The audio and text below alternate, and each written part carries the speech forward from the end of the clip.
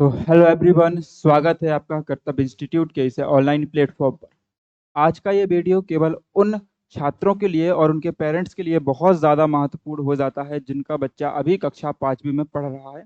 यानी कि इस साल जिस बच्चे ने कक्षा 5वीं में पढ़ रहा है वो बच्चा और उनके जो पेरेंट्स हैं, उनके कोई रिलेटिव हैं, तो आज का वीडियो उनके लिए बहुत ज़्यादा इम्पोर्टेंट होने वाला है, क्योंकि आज की इस वीडियो में हम बात करने वाले हैं नवोदय विद्यालय की, कि आखिरकार नवोदय विद्यालय में एडमिशन कैसे होता है। क्योंकि गाँव के हर बच्चे का सपना होता है कहीं न कहीं वह नवोदय विद्यालय में पढ़ाई कर रहा हो या वो नवोदय विद्यालय में पढ़े।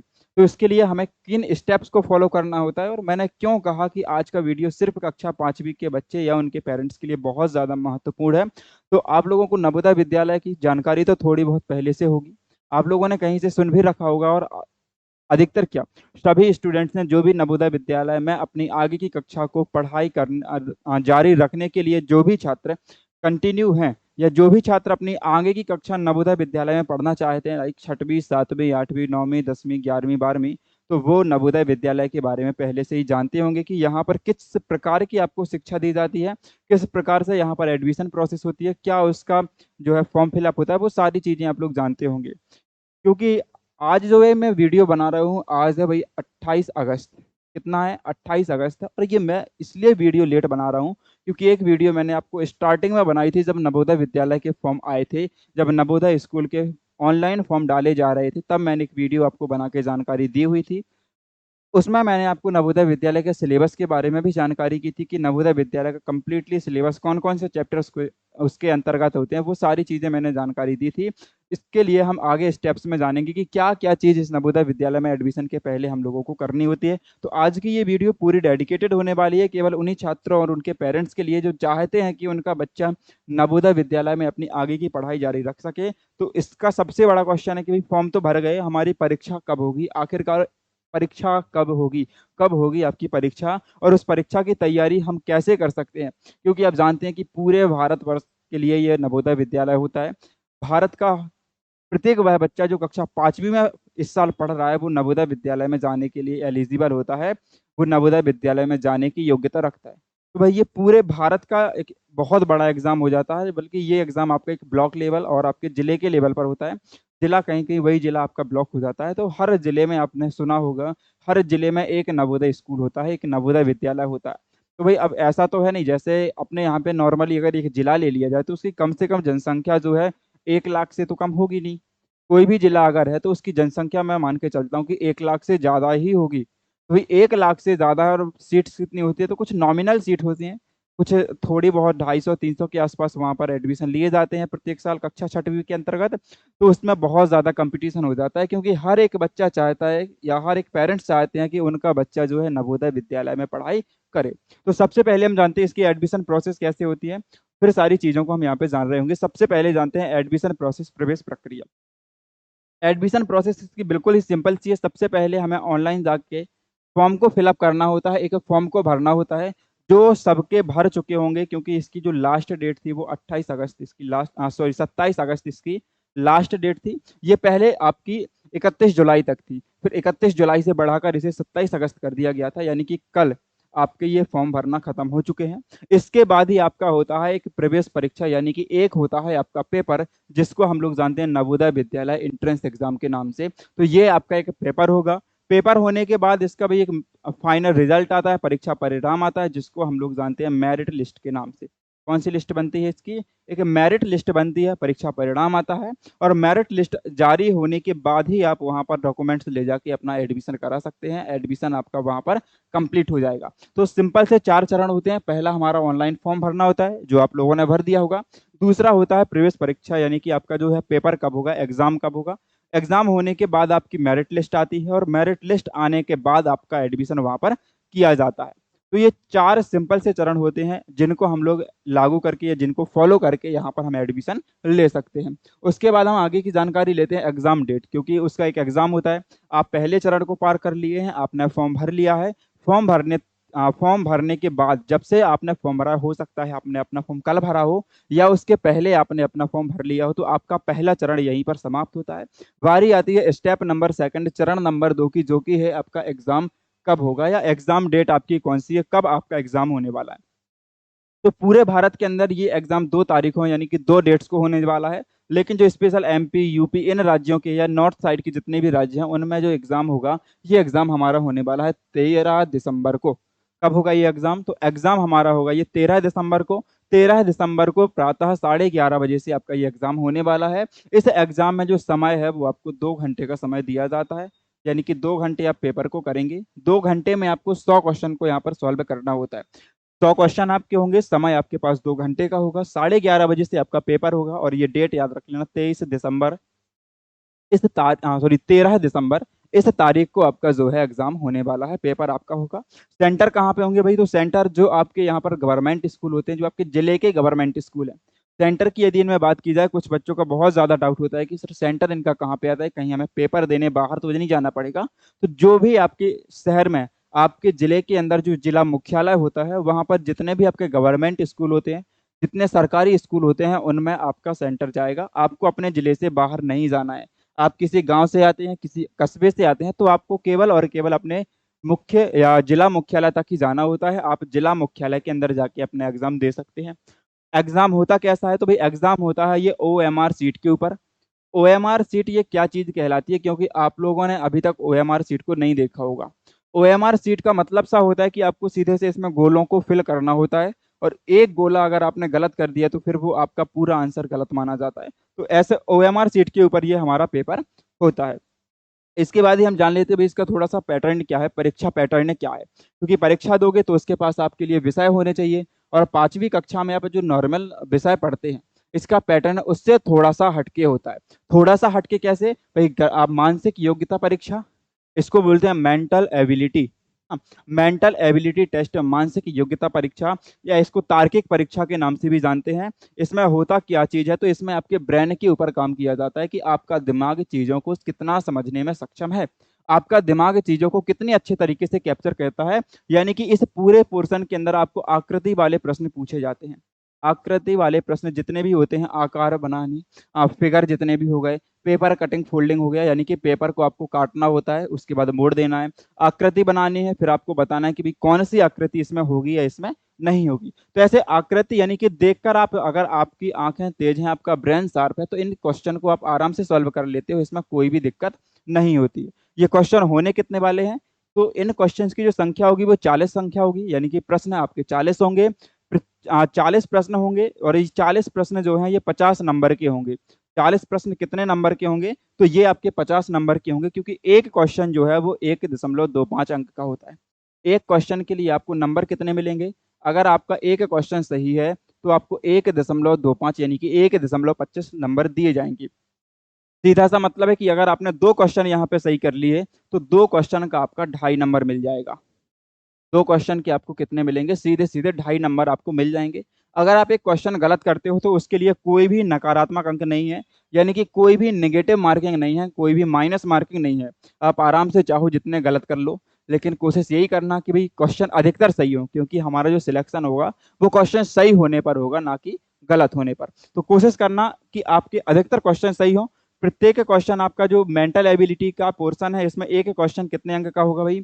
1.25 अंक का होगा। इस प्रकार 40 क्वेश्चन होंगे और ये 40-50 नंबर के होंगे। इसके लिए आपके पास समय होगा 60 मिनट। कितना समय होगा? 60 मिनट। कहने का मतलब ये है कि जो 60 मिनट हमने अपनी तरफ से दिया है, टोटल जो आपके पास समय है वो 2 घंटे का समय है।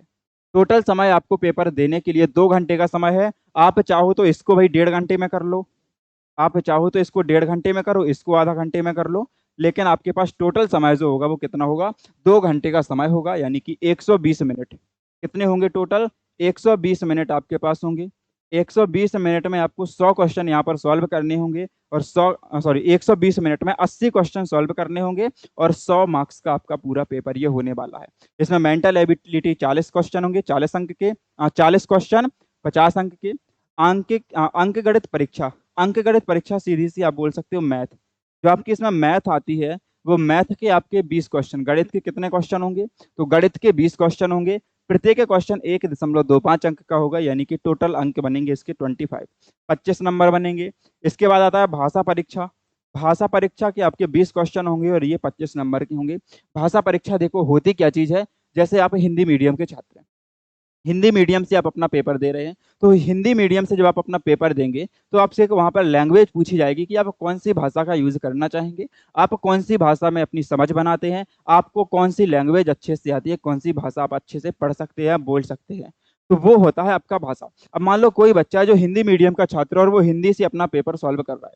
कैसे सॉल्व करेगा भई? मान लो कोई है जो हिंदी से अपना पेपर सॉल्व कर रहा है, तो उसका जो भाषा परीक्षा होगी, उस भाषा परीक्षा में उसके हिंदी विषय के 20 क्वेश्चन होंगे। काय के क्वेश्चन होंगे? भाषा परीक्षा के अंदर जो हिंदी विषय है उसके 20 क्वेश्चन होंगे और 25 अंक के होंगे। लेकिन वहीं पे अगर कोई छात्र ऐसा है जो इंग्लिश मीडियम से पढ़ना चाहता है, अंग्रेजी माध्यम में पढ़ना चाहता है नवोदय विद्यालय के अंदर, तो उसके लिए जो भाषा परीक्षा होगी वो भाषा परीक्षा आपकी इंग्लिश की हो जाएगी। वहाँ पर उसे इंग्लिश के 20 क्वेश्चन देखने को मिलेंगे और ये 25 अंक के होंगे। क्या इनके अलावा कोई और भाषा है? तो इनके अलावा यहाँ पर टोटल 22 भाषाएं ली गई हैं, जिसमें आपका मराठी भी आता है, आप बंगाली में दे सकते हैं, आप तेलुगु में दे सकते हैं। यानी कि ये मैथ और आपकी रीजनिंग दोनों सबके लिए समान होंगी, वो चाहे भारत के किसी भी राज्य की या किसी भी कोने से पेपर दे रहा हो।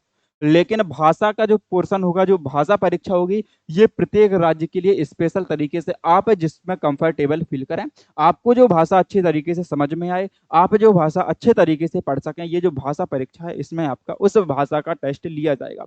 मान लो कोई बच्चा आपका नॉर्थ में बैठा हुआ है, मान लो कोई बच्चा आपका कहाँ पे नॉर्थ में बैठा हुआ है, मान लो दिल्ली के अंदर वो बैठा हुआ है, तो दिल्ली के अंदर जो आप उसे भाषा समझ में आ रही होगी, हो सकता है उसमें से वो इंग्लिश चूज़ कर ले या हिंदी चूज़ कर ले। जैसे हमारे एमपी या यूपी वालों बच्चों की बात करें, तो एमपी और यूपी वाले बच्चों में होता क्या है, अधिकतर हिंदी भाषी होते हैं, यहाँ पर बच्चे हिंदी को अच्छे से समझ लेते हैं।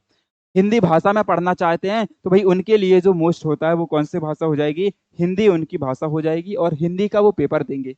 काय का पेपर दे देंगे? हिंदी का। जो इंग्लिश मीडियम वाले बच्चे होंगे वो इंग्लिश का पेपर देंगे। अब मान लो कोई बच्चा महाराष्ट्र में बैठा है और उसे महाराष्ट्र के नवोदय विद्यालय के लिए एग्ज़ाम देना होगा, तो उसकी जो भाषा परीक्षा होगी वो मराठी में वो देगा। काय में देगा वो अपना? मराठी में पेपर। ये 20 नंबर का क्वेश्चन वो मराठी में कर सकता है। इतनी चीज़ क्लियर हो गई होगी। इसके अलावा एक बहुत इंपॉर्टेंट चीज़ होती है कि बहुत सारे बच्चे सोचते हैं कि मैं किसी एक परपेंडिकुलर जिले से हूँ और वो किसी दूसरे जिले में जाके नवोदय विद्यालय में पढ़े, तो ऐसा संभव नहीं है। आपको जब नवोदय विद्यालय में पढ़ना है, तो नवोदय विद्यालय में पढ़ने के लिए आपको उसी जिले में होना आवश्यक है। जिस जिले में या जिस ब्लॉक में आपका नवोदय विद्यालय है, आप उसी जिले या उसी ब्लॉक के अंदर निवासरत हों, आप वहाँ पर रह रहे हों, तब आप वहाँ पर जाकर क्या कर सकते हैं, उस नवोदय विद्यालय के अंदर पढ़ सकते हैं। इसके अलावा आपका जैसे श्रमोदय स्कूल होता है, तो उसमें होता क्या है, जैसे एमपी की बात करें, तो एमपी के कहीं भी बच्चा बैठा हो, किसी भी कोने में हो, उसके लाके भोपाल में रख देते हैं। तो नवोदय में ऐसा कुछ नहीं है भई, नवोदय में प्रत्येक जिले में एक नवोदय विद्यालय है। आप अपने जिले में रहकर अपने जिले के नवोदय विद्यालय में पढ़ेंगे, आपको किसी दूसरे नवोदय विद्यालय में नहीं भेजा जाएगा। क्लियर है? अब यहाँ पर मिलने वाली कुछ सुविधाओं के बारे में देख लो, कुछ सुख-सुविधाएँ यहाँ पर क्या-क्या आपको दी जाएँगी वो थोड़ी-सी समझो। सबसे पहले तो कक्षा 6वीं और कक्षा 8वीं यानी कि कक्षा 6वीं, 7वीं और 8वीं ये आपके लिए बिल्कुल फ्री ऑफ कॉस्ट है। वैसे तो कक्षा 6वीं से लेकर 12वीं सबके लिए ये फ्री ऑफ कॉस्ट होता है, यहाँ पर आपको कोई भी जो उनकी फीस होती है वो कोई भी आपको देने की ज़रूरत नहीं होती है, बिल्कुल ही ये फ्री होता है, इसमें कोई भी पैसे आपको नहीं देने होते हैं। लेकिन कक्षा 6वीं से लेकर कक्षा 8वीं तक बिल्कुल फ्री ऑफ कॉस्ट होता है, यहाँ पर आपको 1 रुपए भी खर्च करने की ज़रूरत नहीं है। उसके अलावा आप किसी भी वर्ग से हों, चाहे आप जनरल से हों, चाहे आप ओबीसी से हों, चाहे आप एससी से हों या फिर एसटी से हों, अगर आप किसी भी वर्ग की लड़की हैं, है ना? आप किसी भी वर्ग की लड़की है, छात्रा हैं, तो फिर आपको ये फ्री ऑफ कॉस्ट है। आपको कक्षा 6वीं से लेकर 12वीं तक कोई भी फीस नहीं देनी है।